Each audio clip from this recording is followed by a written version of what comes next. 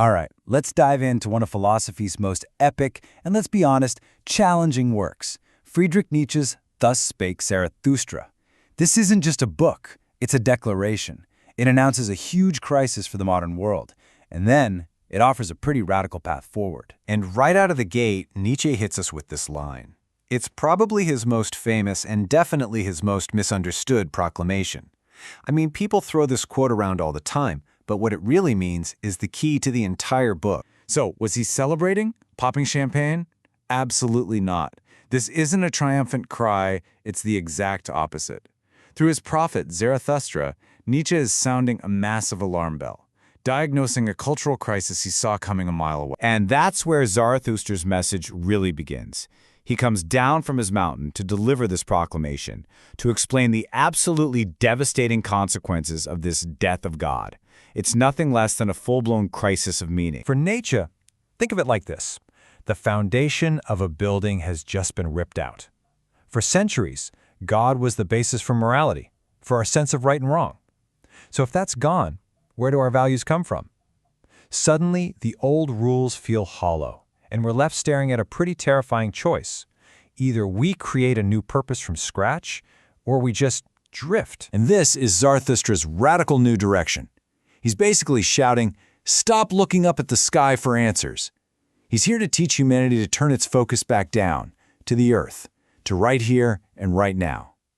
Meaning isn't something you find in another world.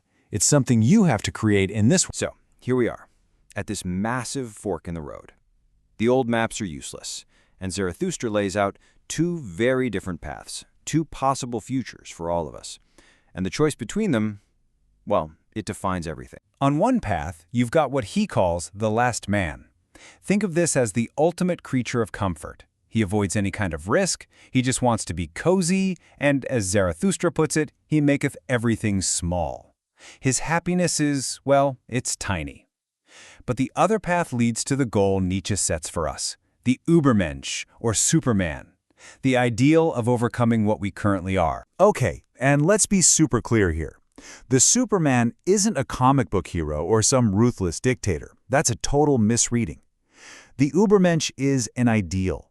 It's a person who has mastered themselves, who can look straight into the chaos of a universe without inherent meaning and not just survive, but create their own purpose, their own life-affirming values. This quote gets right to the heart of it. Humanity, as we are right now, we're not the finished product, not even close. We're just a bridge, a dangerous, unsteady bridge from what we were to what we could become. The whole point for Nietzsche is to get to the other side. So, you might be asking, okay, that sounds great, but how? How do you actually become this creator? Well, Zarathustra doesn't just leave us hanging. He gives us a kind of roadmap, a powerful parable about the journey of the spirit through 3 transformations. This is one of the most famous allegories in all of philosophy. It's a psychological path to self-overcoming, and it moves through 3 stages. You start as a camel, you become a lion, and you end as a child. Let's break that down. First up, the camel. The spirit at this stage proves its strength by being dutiful. It kneels down and basically says, load me up. What are the rules? What are the traditions? What does society say I shalt do? You have to master the old ways before you can earn the right to challenge them. But you can't carry that weight forever. So, out in the wilderness, the camel transforms into a lion. The lion is a destroyer. Its job is to confront the great dragon called Thou Shalt. And to every one of that dragon's commands, the lion roars back a defiant, I will. This stage is all about winning your own freedom. But just destroying things, just roaring, no! That only gets you so far. It gives you freedom, but it doesn't tell you what to do with it. For that, the lion has to become a child. The child is innocence. It's a new beginning. It's pure creation. It can look at the rubble of the old world and say a holy yeah, a sacred yes to playfully creating something totally new. So, you've made it. You've gone through the transformations. You're a creator. That's the end of the journey, right? Nope. There is one last test. And frankly, it's a gut punch.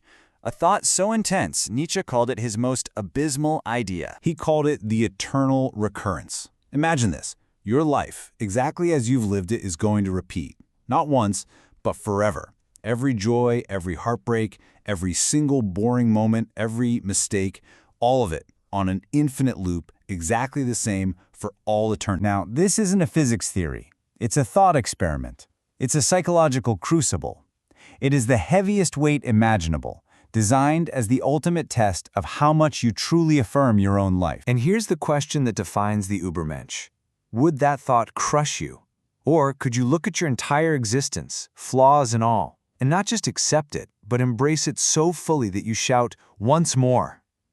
To love your fate, what he called amor fati, that completely, that is the ultimate resounding yes to life. And so, this grand, poetic vision comes right back down to us, to our own lives. Zarathustra's journey becomes a personal challenge. It leaves each of us with a question. What dragon of thou shalt must you slay to finally become who you are?